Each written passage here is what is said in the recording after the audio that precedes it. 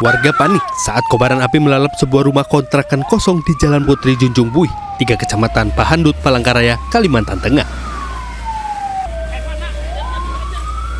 Kobaran api tak hanya membakar bagian atap rumah yang terbuat dari bahan kayu, namun juga menghanguskan barang-barang yang ada di dalamnya. Tim pemadam kebakaran yang datang ke lokasi segera bergegas melakukan pemadaman dengan mengerahkan sejumlah mobil damkar.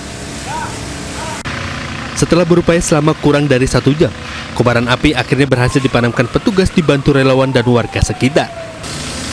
Belum diketahui penyebab kebakaran. Salah seorang warga yang tinggal tepat di sebelah rumah yang terbakar sempat melihat api pertama kali muncul dari bagian kamar mandi rumah kontrakan. Ulun lihat ke samping rumah, tapi nggak ada api waktu itu. Nah, pas ulun ngambil HP, nyalain senter HP, disitulah ulun melihat Pak, plafon rumah ulun tuh timbul berwarna merah di bawahnya itu. Pas ulun tergeser senter tuh ternyata di kamar mandi orang itu sudah nyala apinya besar. Untuk penyebab sementara biar nanti pihak kepolisian, karena rumah ini dalam keadaan kosong dalam arti penyewa sudah tidak lagi habis masa kontrak, namun barang ada di dalam belum diambil. Meski tidak ada korban jiwa dalam peristiwa ini, namun kerugian ditaksir mencapai ratusan juta rupiah.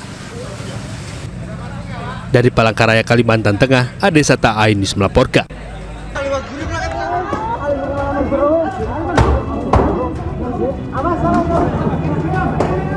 Panas. Kobaran api membakar bengkel dan rumah milik Alim, warga Kecamatan Bandar, Batang, Jawa Tengah.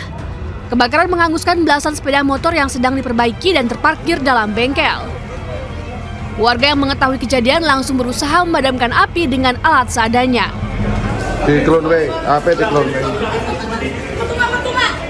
Mae di luar aja. Puluhan warga berusaha mengevakuasi barang dan motor yang masih bisa diselamatkan.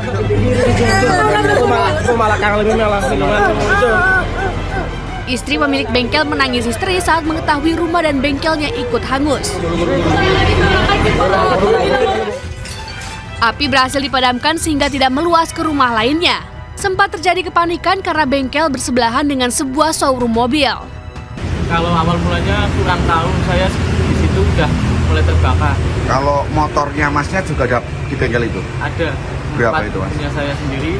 Kalau yang lainnya sekitar ada 13 total. Totalnya 13? Iya. Terus untuk ngambilnya dipaksa gimana tuh? Pertama itu bobol pintu buat akses masuk itu sambil nunggu kunci yang punya bengkel. Belum diketahui penyebab pasti kebakaran. Kasus kebakaran kini ditangani oleh aparat Polsek Bandar dan Polres Batang. Dari Batang, Jawa Tengah, Suryono Soekarno, iNews melaporkan.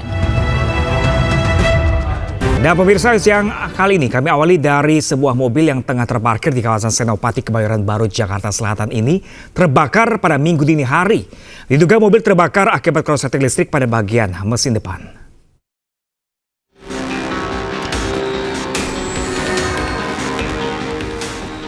Kepulan asap beserta kobaran api begitu cepat membakar sebuah mobil mewah yang tengah terparkir di kawasan Senopati, Kebayoran Baru, Jakarta Selatan pada Minggu dini hari.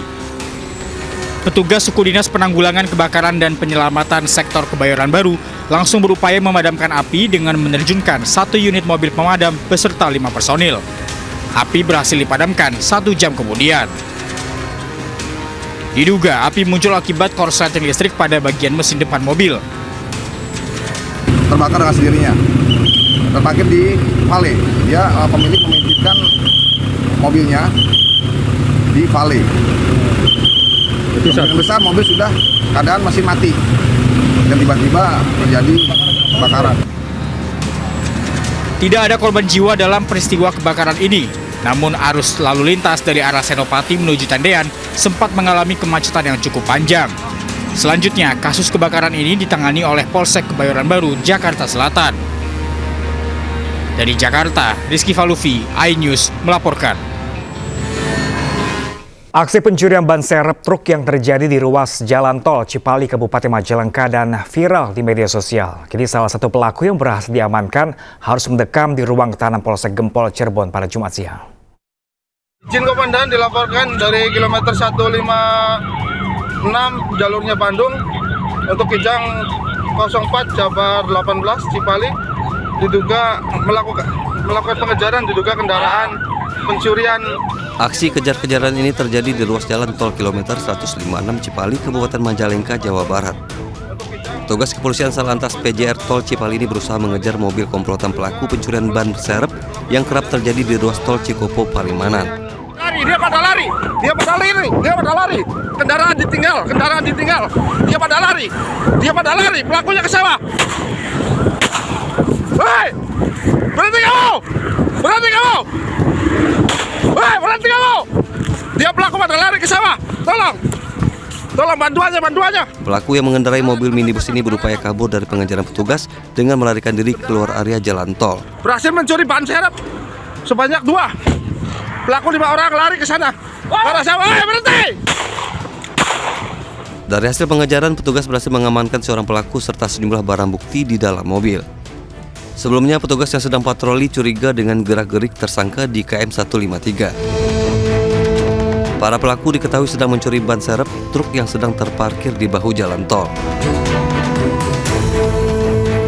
Kemudian berhenti, lalu mengambil dengan cara mencongkel, kemudian membuka dengan peralatan yang telah mereka siapkan, kemudian mengambilnya dan lalu masuk ke dalam tol. Kini petugas kepolisian sektor Gempol masih melakukan pengejaran terhadap 4 pelaku yang melarikan diri. Dari Cirebon, Jawa Barat, To Iskandar Ainus melaporkan. Ya, pemirsa, beredar video sekumpulan warga beramai-ramai mendatangi serta membakar semua perabotan rumah milik salah seorang warga di Rejang Lebong. Aksi ini lantaran warga kesal, warga tersebut kerap mencuri di lingkungan sekitar.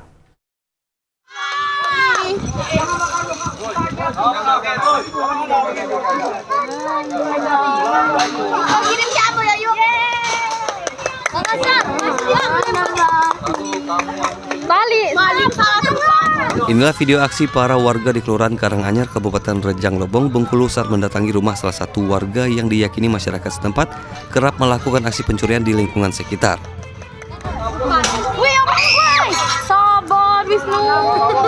Masa yang geram membobol pintu serta membakar seluruh perabotan yang ada di dalam rumah hingga tak tersisa. Mana? Ambian. Udah kau. Apa itu? Sabu, Bang. Sabu. Pakai berapa? 100, Bang. Kau yang beli? Iya. Duit kau? Iya. Sudah, penuh kau kan? Meski lolos dari amukan warga, namun pelaku berhasil diamankan polisi tak lama usai kejadian. Polisi mendapati pelaku menyimpan sabu yang disembunyikan di sebuah pot di salah satu rumah warga. Para korban yang juga tertangkap pelaku mengaku resah. Diketahui pelaku beraksi berulang kali dan hasil uang kejahatan digunakan untuk membeli sabu.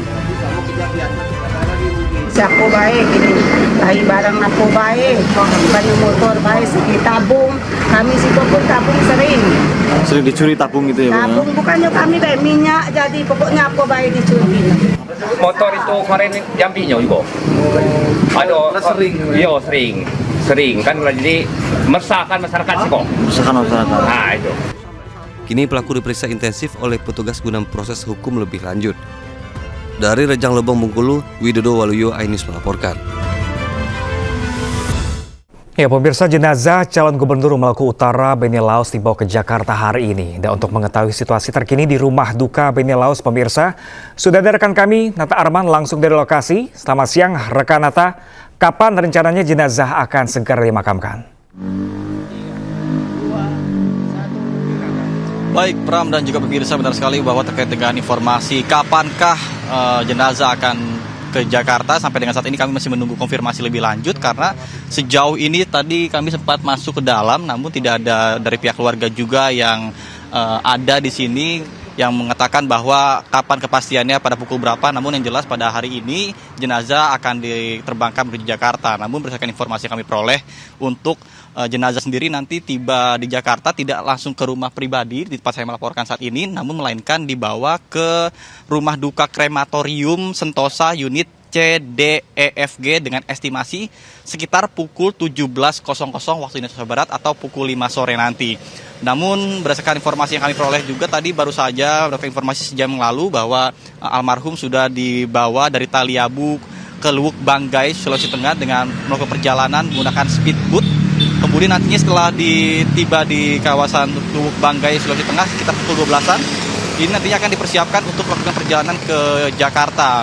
Dan nantinya dikabarkan akan tiba di Bandara Halim Perdana Kusuma Jakarta. Namun untuk kepastian pukul berapanya kami belum mengetahui informasi lebih lanjut karena tidak ada pihak keluarga yang bisa kami wawancara secara pasti. Hanya saja ada dari pihak yang penjaga rumah yang mendapatkan informasi dari pihak keluarga yang berada di sana. Dan seperti kita ketahui bersama bahwa kemarin telah terjadi kebakaran atau ledakan yang begitu hebat yang menewaskan setidaknya terdapat 6 orang korban meninggal dunia, termasuk salah satunya adalah Benny Laos selaku calon gubernur dari gubernur maksud kami Maluku Utara di kawasan, dan hal tersebut juga menewaskan setidaknya 5 orang lainnya yang termasuk ada Esther Tantri selaku anggota DPRD Provinsi Maluku Utara, kemudian anggota Polri, pegawai calon Bupati Kepulauan Sala Bribka Hamdani, kemudian Muhbid, kemudian PNS juga sebanyak 2 orang, Nasrun dan almarhum Masrudin. Kemudiannya berdasarkan informasi kami peroleh juga bahwa nantinya kami akan melakukan kembali informasi kepada Anda terkait dengan apa update selanjutnya, apakah waktu yang ditentukan ketika tadi diberikan informasi akan maju atau mundur. Yang jelas pada hari ini almarhum akan dikembalikan ke Jakarta, langsung dilakukan krematorium di tempat yang saya tadi sebutkan, yakni di Krematorium Sentosa Unit CDEFG. Kemudian semasa hidupnya almarhum Benny Laos juga ini turut ikut serta dalam berbagai aktivitas organisasi, kemudian juga sempat membuat biografi hidupnya dalam buku yang ditulisnya terkait dengan perjalanan hidupnya semasa muda sampai dengan sukses seperti saat ini. Namun sangat disayangkan takdir berkata lain, yang mana beliau harus tutup usia di usianya yang ke-52 tahun. Kita doakan secara bersama semoga almarhum amal ibadah selama hidupnya bisa diterima di sisi yang Maha Kuasa. Sementara saya kembalikan pada Anda di studio Pram. Baik, Nata Arman melaporkan langsung dari rumah duka Benny Laos. Kami masih menanti update terbaru dari Anda dan selamat bertugas kembali rekan Nata. Terima kasih masih bersama kami di Ain Siang, pemirsa. Seorang warga negara asing asal Turki diringkus aparat Polrestabes Surabaya, Jawa Timur usai ketahuan mencuri perhiasan dan uang di sebuah apartemen di Surabaya Selatan. Ironisnya, barang yang dicuri sang bule merupakan milik anak dari kekasih pelaku.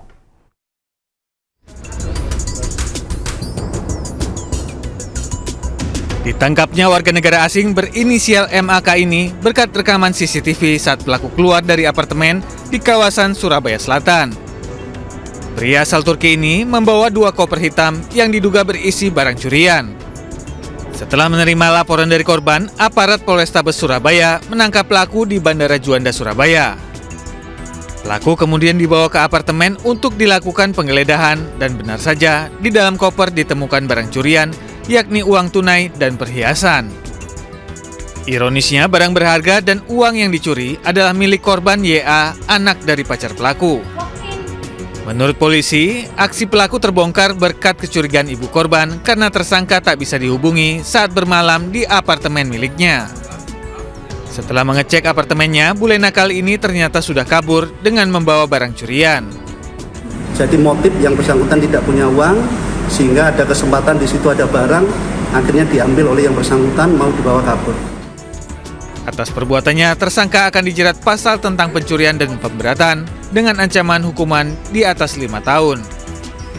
Dari Surabaya, Jawa Timur, Nur Syafi'i, iNews melaporkan. Ya, pemirsa, untuk mengetahui perkembangan penangkapan jaringan gembong narkoba Helen, sudah ada rekan kami Dilami Aulia langsung dari Barreskrim Polri Jakarta. Selamat siang rekan Dilami, bagaimanakah jalannya pemeriksaan para pelaku saat ini? Ya, selamat siang Pram dan juga pemirsa. Untuk informasi terkini memang untuk rilis nanti terkait dengan 3 orang gerbong narkoba jaringan dari Helen Ratu Narkoba Jambi ini akan dirilis pada hari Rabu 16 Oktober 2024 mendatang.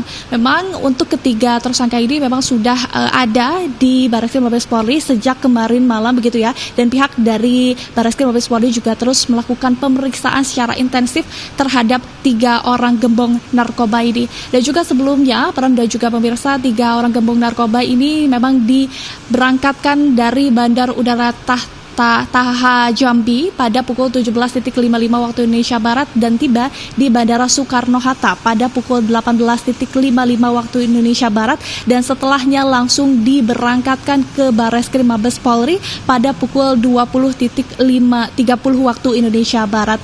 Dan Pram dan juga pemirsa, memang untuk kasusnya ini tadi akan dirilis pada hari Rabu mendatang. Dan untuk kilas baliknya Pram, memang kasus ini bermula dari tanggal 22 Juli 2023 di mana sejumlah warga ini yang geram akan adanya dugaan praktek narkotika di salah satu rumah di Kelurahan Rawasari, Kota Jambi. Akhirnya masyarakat ini melakukan penggerebekan dan penggerebekan ini juga sempat viral dikarenakan dari penggerebekan ini didapatkan sejumlah bukti, yakni ada uang sebesar 20 juta rupiah, kemudian juga ada suntikan narkotika. Sehingga dari awal mula kasus yang viral ini, akhirnya Polda Jambi ini tergerak untuk melakukan proses investigasi begitu ya, sehingga pada tanggal 9 Oktober 2024 sang ratu narkoba Jambi ini Helen dan juga Didin ini rekan kerja tertangkap di kawasan Jakarta. Kemudian perkembangan kasus juga terus dilanjutkan di tanggal 10 Oktober 2024, yakni juga dilakukan penangkapan terhadap 4 orang kaki tangan dari Helen ratu narkoba, yakni berinisial C, CH, Y dan juga A. Dan terakhir di tanggal 11 Oktober 2024 ini ada 3 dari tim gabungan Barreskrim Mabes Polri dan juga Polda Jambi melakukan penangkapan terhadap 3 orang tersangka, yakni ada T, Ameng dan juga TA dan juga M, di mana T merupakan kakak dari Helen, kemudian A merupakan adik dari Helen dan juga rekan kerjanya yakni M. Dan untuk saat ini berarti total Barreskrim Polri telah meringkus 9 orang dan ini akan terus diperiksa, diinvestigasi secara lebih lanjut dan nantinya kita akan benarkan bersama-sama untuk rilis dari Barreskrim Polri akan dikemukakan pada hari Rabu 16 Oktober 2024 mendatang. Pram. Ya, Dilami Aulia melaporkan langsung dari Barreskrim Polri. Terima kasih dan selamat bertugas kembali. Ya, pemirsa, proyek Ibu Kota Nusantara terus dilanjutkan. Kementerian PUPR melaporkan progres pembangunan Ibu Kota Nusantara batch 1 sudah tembus di atas 90%. Lalu bagaimanakah dengan dampak positif pembangunan IKN bagi warga sekitar? Berikut selengkapnya, pemirsa.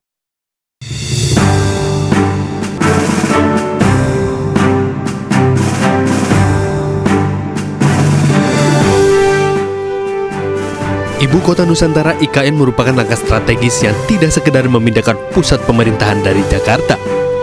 Tujuan utamanya adalah menciptakan kota baru yang lebih modern, ramah lingkungan, serta mendorong pemerataan pembangunan di tanah air. IKN akan menjadi penghubung ke wilayah Sulawesi, Maluku, dan Papua, serta ciptakan ekosistem kota yang terkoneksi dengan Balikpapan dan Samarinda. Pemerintah terus mempercepat pembangunan di IKN. Kepala Otorita Ibu Kota Negara Nusantara, Basuki Hadi Mulyono mengatakan perkembangan pembangunan kantor Kementerian Koordinator atau Kemenko telah mencapai 95%.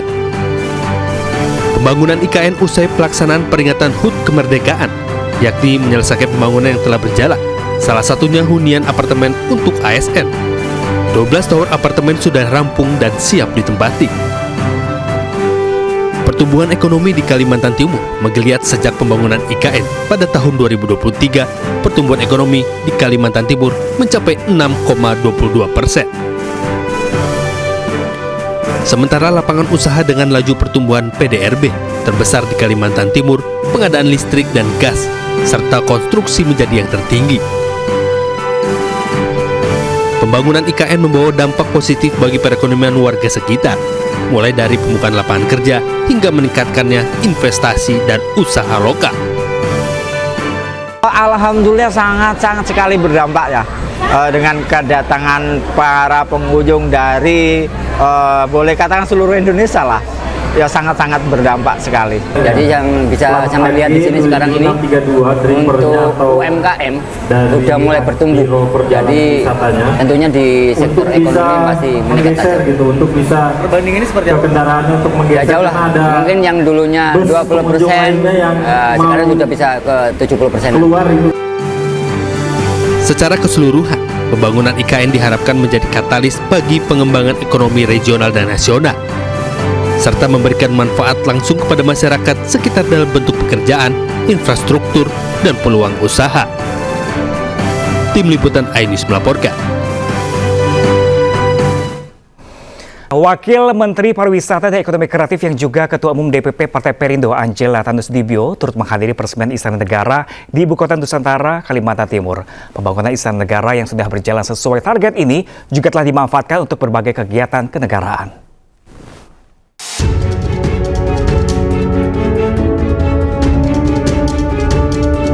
Presiden Joko Widodo meresmikan Istana Negara di Ibu Kota Nusantara, Kalimantan Timur. Peresmian ditandai dengan penekanan tombol sirine dan penandatanganan prasasti di hadapan sejumlah Menteri Kabinet Indonesia Maju dan tamu undangan yang hadir, di antaranya Wamen-Parekraf Angela Tanusudibio yang juga Ketua Umum DPP Partai Perindo. Presiden Joko Widodo menyampaikan pembangunan Istana Negara berjalan sesuai target waktu yang ditentukan. Kita telah meresmikan Istana Negara di Ibu Kota Nusantara dan kita juga tidak ingin tergesa-gesa. Semuanya yang paling penting berjalan sesuai dengan target waktu yang telah ditentukan.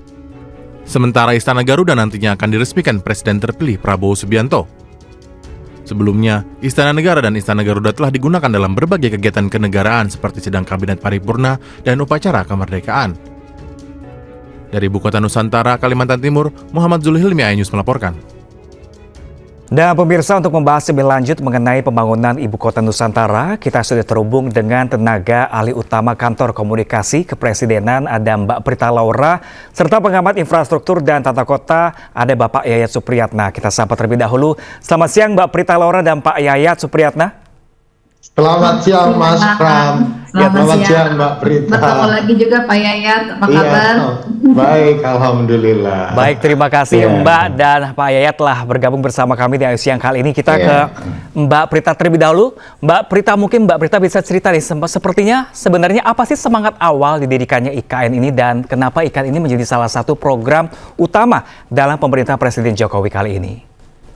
Baik, pertama kita akan melihat kita memiliki satu masalah yang sama yang menjadi satu problem statement bangsa ini adalah masalah ketimpangan pembangunan, gitu ya. Bagaimana ini menjadi satu permasalahan yang dibicarakan selama bertahun-tahun. Ibu kota DKI Jakarta dan di Pulau Jawa ini begitu padat dengan penduduk, begitu yang ada di sana. Perputaran ekonomi juga sangat besar di sana. Ketimpangan terjadi di beberapa daerah. Nah, inilah yang kemudian harus dibuatkan satu solusi yang akan merombak semuanya. IKN ini adalah sebuah transformasi. Kalau saya kutip apa yang disampaikan oleh Presiden Jokowi adalah bahwa pembangunan ibu kota negara bukan hanya sekedar membangun gedung pemerintahan, namun ini adalah sebuah transformasi struktural Indonesia. Jadi terstruktur. Dengan adanya IKN kemudian nanti akan diikuti oleh berbagai pembangunan yang juga struktur. Transformasi struktural Indonesia untuk membangun tata kehidupan yang lebih baik. Tujuannya apa? Tujuannya untuk Indonesia yang makin kompetitif, untuk kehidupan sosial yang lebih adil. Itulah sebenarnya visi dari Presiden Jokowi untuk membangun IKN. Dan kita juga akan melihat bahwa IKN ini adalah sebuah showcase transformasi ke depannya, bagaimana transformasi lingkungan tentunya di sini. Bagaimana IKN kemudian dibangun dengan konsep Green City.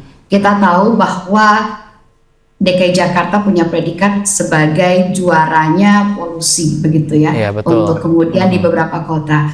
Namun untuk ukuran kota-kota di dunia. Namun dengan wajah baru Ibu Kota Nusantara, kita akan memiliki sebuah konsep ibu kota yang selama ini menjadi penyumbang polusi. Kita akan melihat sebuah konsep ibu kota yang ramah lingkungan, begitu, yang memberikan kehidupan kualitas yang lebih baik, di mana ruang terbuka hijau lebih banyak dibandingkan gedung-gedung yang ada. Oke, baik Mbak Prita, kita ya silakan. Oke, kita ke Pak Yayat. Pak Yayat, kalau Pak Yayat melihat sejauh ini bagaimana sih Anda melihat tantangan pembangunan IKN? Ini menarik ya, tadi Mbak Prita mengatakan, yang menarik adalah merubah orientasi dari Jakarta sentris ke Indonesia sentris. Jadi pembangunan itu tidak hanya dipusatkan di Jawa dan Jakarta, tapi pada konteks Indonesia sentris, yaitu memusatkan pertumbuhan baru di wilayah luar Pulau Jawa. Tadi betul Mbak Prita mengatakan bahwa ini adalah kekuatan struktur untuk melakukan reformasi perubahan, baik dalam pola penyelenggaraan pemerintahan maupun membangun sebuah ikon ibu kota yang merepresentasikan harmoni antara alam, pembangunan dan sebagainya. Kalau menurut saya ini namanya struktur yang membangun kultur. Nah, kultur apa yang dibangun? Karena kita tahu kalau kita di Jakarta, biasanya kita tinggal di metropolitan, tapi mental kita katroan, gitu ya, masih kampungan. Tapi bagaimana kota pun bisa membangun struktur baru, kultur baru. Nah, dari mana mulainya? Dari infrastruktur.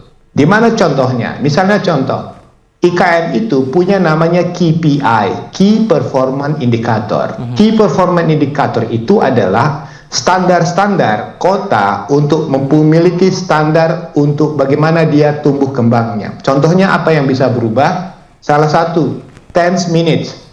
Kota 10 menit. Kota 10 menit itu menggambarkan kota yang akan mengedepankan berjalan kaki. Kota yang nanti 80% layanan mobilitasnya dengan menggunakan public transport. Artinya apa? Konsep green city dan green transportasi itu masuk di dalamnya.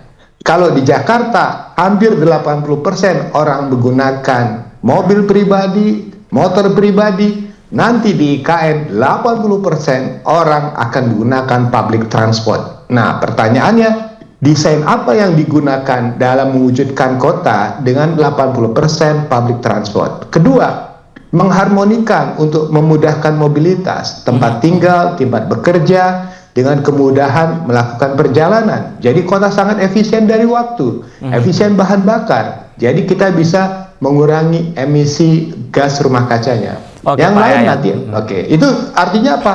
Pembentuk dasar adalah struktur ruang kota untuk membangun kultur baru kota. Itu kata kunci bagaimana membangun kota yang lebih terstruktur sejak awal. Baik, ini menuju kota masa depan ya Pak Yayat ya. Kalau ke Mbak Prita lagi, Mbak Prita, ini upaya-upaya apa Mbak Prita yang saat ini menjadi fokus utama pemerintah dalam mempercepat pembangunan fisik IKN saat ini? Baik, kalau pembangunan fisik, lagi-lagi saya mau sampaikan tidak ada yang dipercepat. Semuanya sudah sesuai dengan target. Hari ini kita menyaksikan bagaimana Presiden Jokowi sudah meresmikan Istana Negara, begitu ya.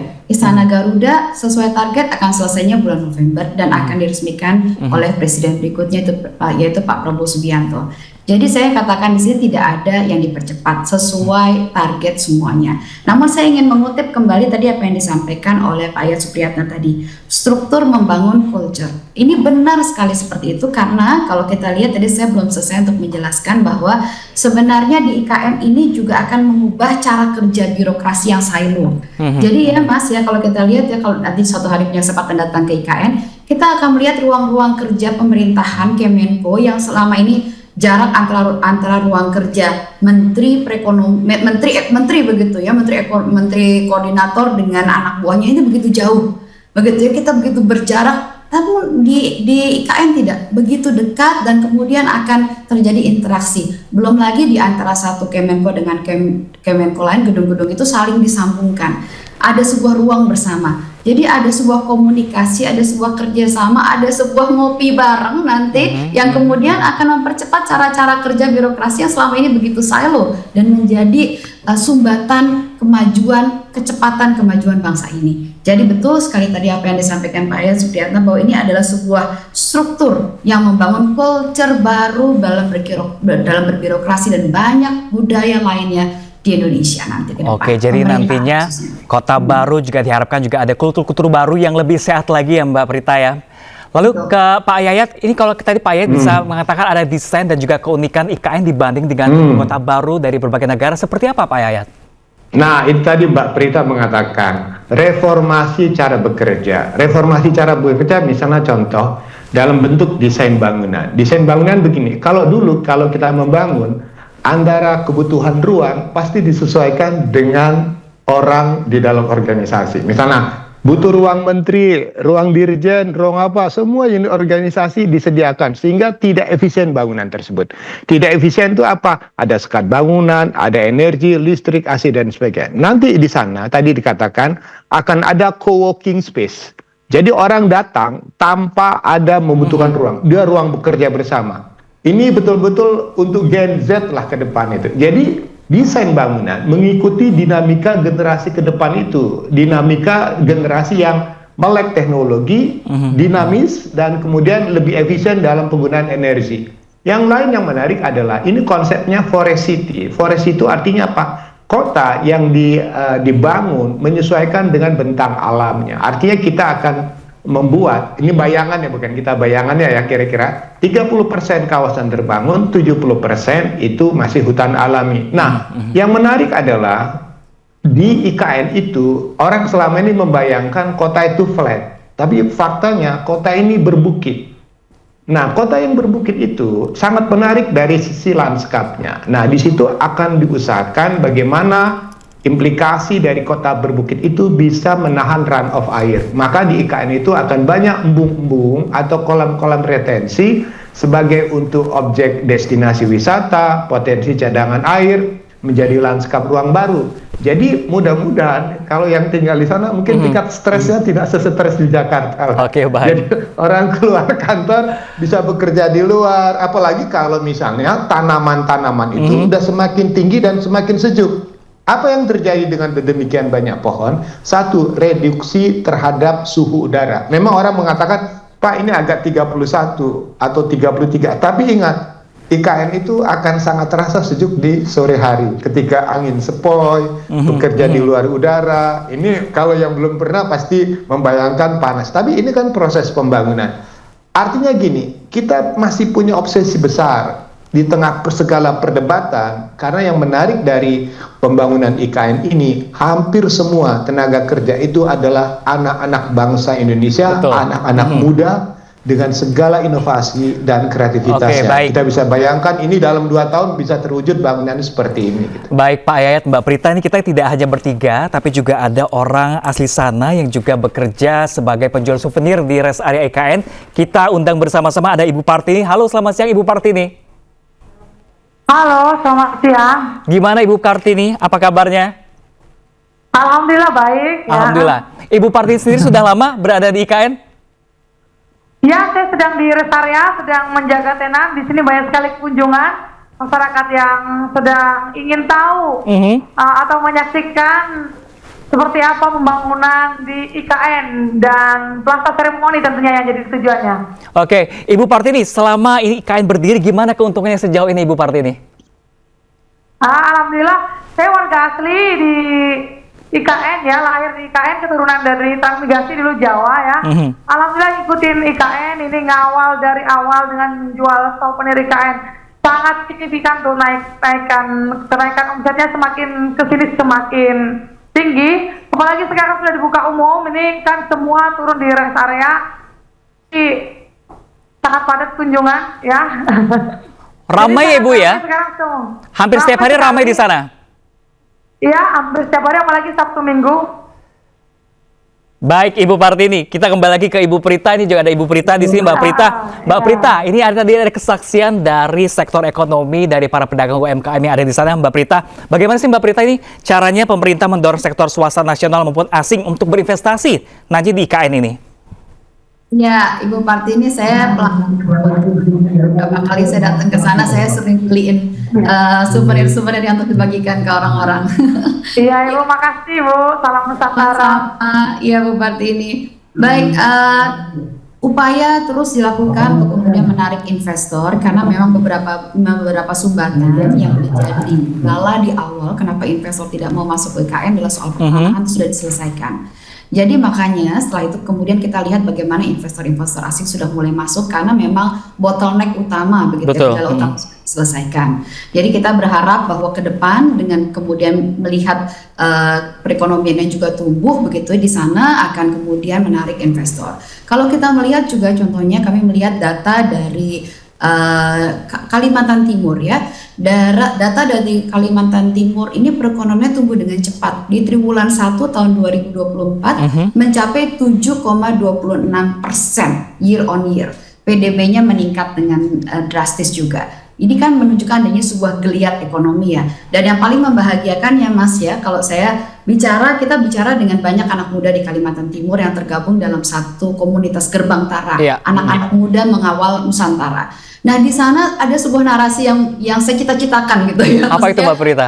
Dengar seperti seneng banget begitu. Yaitu mereka tidak tertarik lagi untuk pindah ke Jakarta. Wow. Mereka tidak tertarik lagi untuk pindah ke Jakarta. Awalnya mereka bercita-cita setelah kuliah mereka akan pindah ke Jakarta untuk mencari kerja, tapi mereka tidak lagi. Dan mereka membuat sebuah komunitas Gerbang Tara ini untuk sama-sama kita mengawal Nusantara, karena mereka memiliki sebuah mimpi, sebuah visi bahwa daerah mereka akan berkembang. Ini sebuah visi yang ditangkap oleh generasi muda di sana. Nah, tadi saya juga mau menambahkan sedikit dari apa yang disampaikan Pak Yayat tadi ya. Pak Yayat menyampaikan bahwa ada co-working space ya di kantor-kantor pemerintahan di sana. Mas tahu nggak, co-working space yang ada di sana itu lokasinya di sebelah kantor menteri. Bayang, di sebelah ruangan menteri di sana ada co-working space serupa dengan tangga yang bisa dipakai oleh generasi para staf generasi muda dan sebagainya. Yang hal itu tidak kita temukan di kantor-kantor dimanapun ya, benar. Ini. Jadi artinya memang adalah ada sebuah komunikasi, ada sebuah kebersatuan, silo itu terpisahkan antara atasan paling tinggi dengan bawahannya. Lagi-lagi ini sebuah struktur yang berubah culture. Iya, kota masa depan yang dengan kerja aktivitas sangat padat, tapi tetap dikatakan juga dengan selaras dengan kesehatan seperti itu ya Mbak Prita ya. Oke, kita ke Pak Yayat. Terakhir Pak Yayat, kalau Pak Yayat melihat sebagai IKN ini sebagai penggerak ekonomi di Kalimantan, seperti apa sejauh ini Pak Yayat? Kalau kita sudah bergabung juga dengan Ibu Partini tadi. Ya, pertama dia harus menciptakan hub ekonomi baru. Sebetulnya dalam konsep pengembangan IKN itu tidak sendiri. Ada 3 kota utama, Samarinda, Balikpapan, dan nanti IKN. Nah, sebetulnya saat ini pembangunan ketiga kota ini sinergi pengembangan ketiga kota ini diharapkan jadi pemicu. Jadi artinya masing-masing kota akan saling melengkapi. Nah, diharapkan ini ketika IKN nanti mulai berfungsi, sekarang kan ada KIP, nanti ada namanya WP Barat untuk pengembangan wilayah bisnisnya. Jadi kota ini juga harus disempurnakan dengan tambahan-tambahan kegiatan bisnis baru. Seperti kita ketahui sekarang ini sudah hampir 56 triliun investasi yang masuk dan bentuknya beragam. Semakin lengkap IKN di luar kantor-kantor pemerintah dengan fungsi pendidikan, fungsi kesehatan, fungsi rekreatif, perdagangan dan jasa, itu akan memperkuat daya tarik. Dan yang paling penting adalah prosesnya memang akan bertahap dan mengikuti dinamika. Nah, untuk ini saya kira perlu sinergi antara IKN dengan 6 kabupaten di sekitarnya untuk membangun satu aglomerasi. Sinergi pengembangan antar wilayahnya didukung oleh Provinsi Kalimantan Timur dan didukung oleh peran serta dari masyarakat dan investor. Jadi IKN ini bukan hanya kerja 1 atau 2 orang atau kementerian, tapi ini merupakan kerja bersama. Seperti satu iklan mengatakan, kagak ada lo, kagak rame. Oke, kita ke Ibu Partini terakhir. Ibu Partini, harapannya apa? Gimana Bu Partini? Harapan saya, kami warga asli juga seperti yang Bapak ceritakan tadi, Balikpapan, Samarinda, Penajam, untuk selalu dibawa dan diajak, dikasih kesempatan untuk mengawali KN sampai selama-lamanya ya. Misalnya mengikut sertakan kita dalam pasar-pasar yang akan ada seperti sekarang ini di Istana. Mestinya kami penjual merchandise sudah ada stand di KN gitu, di istananya. Saat ini ya sampai di rest area. Karena pengunjung ini kalau belum melihat istana dia belum pede untuk pakai kaos IKN atau pakai merchandise. Oke, baik Ibu Partini. Sudah lihat gitu dia jadi pede dan merasa memiliki, bersyukur ya. Siapa saya Nusantara gitu. Oke, baik Ibu Partini. Seperti itu sih. Oke, baik, terima kasih Bu Partini. Singkat saja mungkin Mbak Prita, kita terakhir ke Mbak Prita. Mbak Prita, ini mungkin bisa Anda katakan singkat saja pembangunan IKN apa bisa menjadikan simbol pemerataan pembangunan di Indonesia? Ya, audionya tidak terdengar, Mbak Prita. Maaf, mohon maaf. Sangat, itu IKN adalah sebuah arah baru pembangunan Indonesia ke depan, di mana Indonesia sentris menjadi poros barunya. Terkait dengan tadi permintaan Bu Partini, teman-teman dari OIKN sudah mengumpulkan Ibu untuk tempat bagi teman-teman UMKM maksud saya di sekitaran IKN. Betul. Untuk bisa berjualan di dalam area inti. Jadi tidak usah khawatir, semoga Ibu juga bisa satunya terus berkomunikasi saja bersama dengan kami Ibu Partini untuk memastikan juga masyarakat lokal di sekitar memiliki kesempatan yang sama untuk kemudian mencari penghidupan dan ekonomi di dalam daerah KIPP IKN inti. Oke, baik, terima kasih banyak Mbak Prita dan juga Pak Yayat dan juga Ibu Partini telah bergabung bersama kami pada siang hari ini tentang IKN, dan kita harapkan Ibu Kota Nusantara ini di masa transisi menuju pemerintahan baru juga semakin maju dan semakin berkembang dan menginspirasi kota-kota lainnya. Terima kasih banyak Bapak Ibu telah bergabung bersama kami. Salam sehat selalu.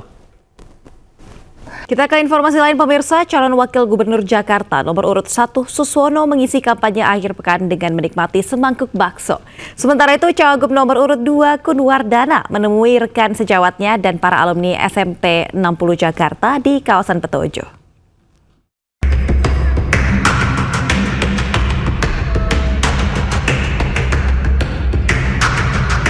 Calon Wakil Gubernur Jakarta nomor urut 1, Suswono, mengisi kampanye di akhir pekan dengan makan siang di salah satu UMKM kuliner bakso di Rawamangun, Jakarta Timur. Suswono menyebut kunjungannya ini sekaligus untuk melihat masalah terkait UMKM di Jakarta. Saya yakin ini pasti Cak Kumis ini pasti juga mengawalinya pasti berkali-kali, mungkin juga ada kegagalan-kegagalan yang dia lalui, tetapi jangan menyerah dengan kegagalan itu. Ya seperti Jack Ma ya. Jack Ma itu sukses karena belajar dari kegagalan orang.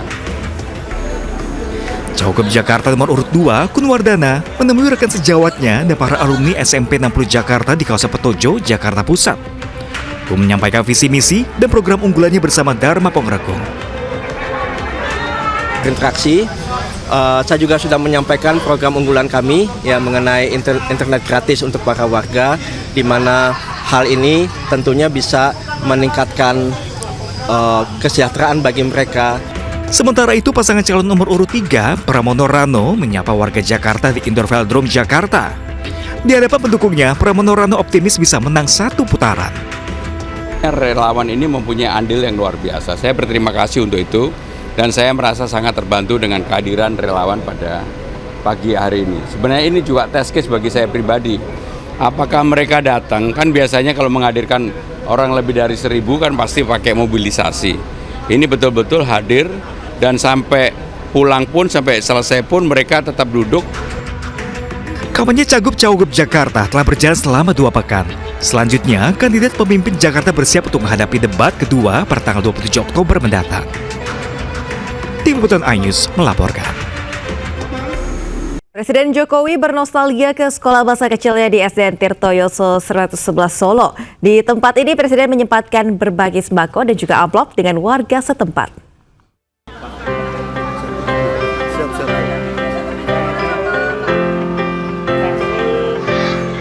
Menjelang akhir masa jabatannya, Presiden Joko Widodo mengunjungi sekolah masa kecilnya di SDN Tirtoyoso 111 Solo Sabtu pagi. Kedatangan Presiden Jokowi disambut antusias oleh para guru, siswa, dan tak terkecuali warga sekitar sekolah. Pada kesempatan tersebut, Jokowi sempat menengok ke dalam kelas sewaktu dirinya belajar di sekolah ini. Tak berapa lama, Presiden meninggalkan sekolah dan menghampiri warga yang menunggu di sekitar kawasan sekolah. Presiden nampak membagikan amplop dan paket sembako langsung kepada warga. Salah satu warga Solo yang mendapat sembako mengaku senang dan segera akan dimanfaatkan. Pak Jokowi senang lah. Senang ya? Ya senang, sangat senang Pak Jokowi kesini. Udah Pak Jokowi sukses selalu. Usai mengunjungi SDN Tirtoyoso 111 Solo, Presiden Joko Widodo melanjutkan kunjungannya ke SMPN 1 Solo dan SMAN 6 Solo yang juga merupakan sekolahnya dulu. Dari Solo, Jawa Tengah, Septiantoro, iNews melaporkan. Ya, kembali di iNews Siang pemirsa, pantang menyerah dalam berusaha menjadi salah satu kunci kesuksesan. Seperti informasi berikut ini, pemirsa, berkat tekad kuat dan juga ketekunan budidaya ayam petelur, warga di Sumba Timur, NTT hingga berhasil meraih keuntungan puluhan juta rupiah.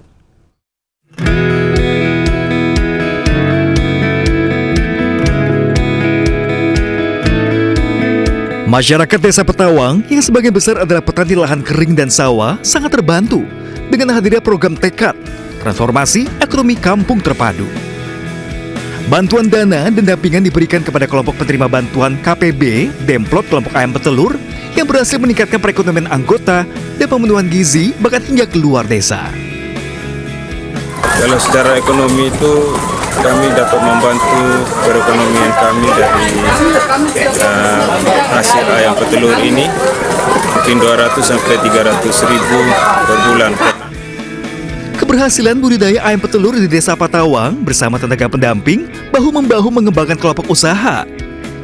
Hingga September tahun ini, kelompok berhasil menjual telur dengan total pendapatan Rp91.631.000. Pendapatan ini cukup menutup biaya operasional seperti pakan, obat-obatan, dan insentif anggota dengan keuntungan bersih mencapai Rp19.517.000.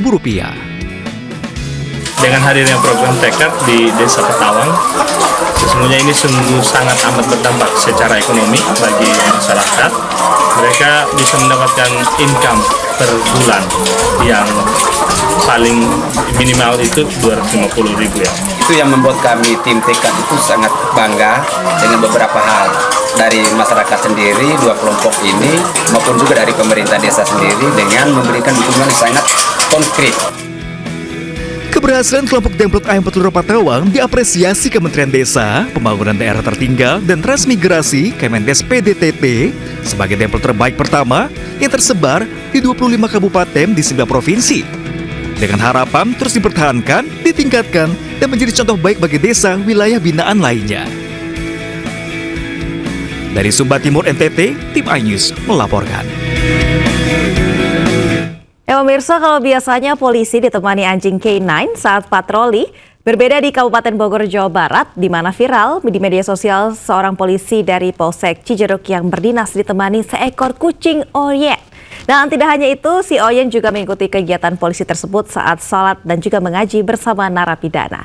Dan informasi yang akan hadir sekaligus menutup Aju Siang hari ini, cuplikan tayangan berita iNews dapat Anda saksikan di kanal YouTube @official iNews. Saya Aulia Wardani pamit undur diri, selamat beraktivitas dan sampai jumpa.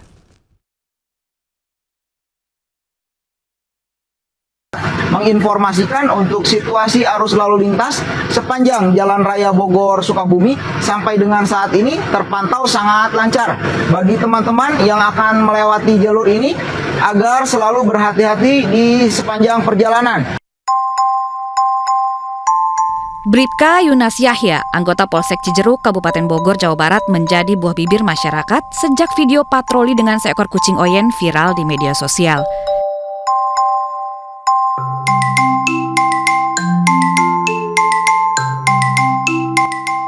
Si Oyen, begitulah namanya. Tidak hanya setia menemani Bribka Yunas berpatroli, tetapi juga mendampingi saat ia mengaji dan salat berjamaah di dalam tahanan bersama narapidana.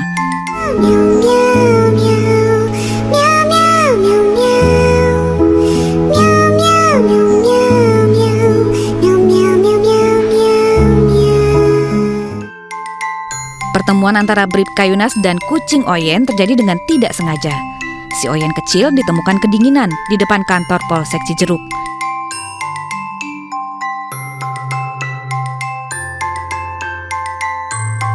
Karena iba, Bribka Yunas kemudian membawa kucing kecil ini, memberinya susu, dan menyediakan tempat hangat. Semakin hari, Oyen si kucing semakin tumbuh sehat dan setia menemani Bribka Yunas dalam kegiatannya sehari-hari. Awal mula saya bertemu Oyen pada tanggal 1 Mei 2024 di Tampam. Berawal dari keresahan, saya sering menangani kecelakaan yang dialami oleh anak muda. Harapan saya agar kita semua, khususnya anak-anak muda, berkendara lebih hati-hati dan memakai perlengkapan safety. Teman adanya hewan peliharaan yang imut-imut seperti kucing, anjing, panda, dan lain-lain. Dikarenakan itu, maka polisi sudah mencoba hal-hal tren baru supaya masyarakat tetap tertarik kepada polisi lagi dan lebih berbaur kepada masyarakat lagi. Kini si Oyen sudah berusia 5 bulan. Kucing ini selalu berada di Polsek Cijeruk dan menjadi kesayangan tidak hanya personil polisi di sana, tetapi juga warga sekitar dan tentu saja netizen se-Indonesia. Dari Bogor, Jawa Barat, Wildan Hidayat, iNews melaporkan.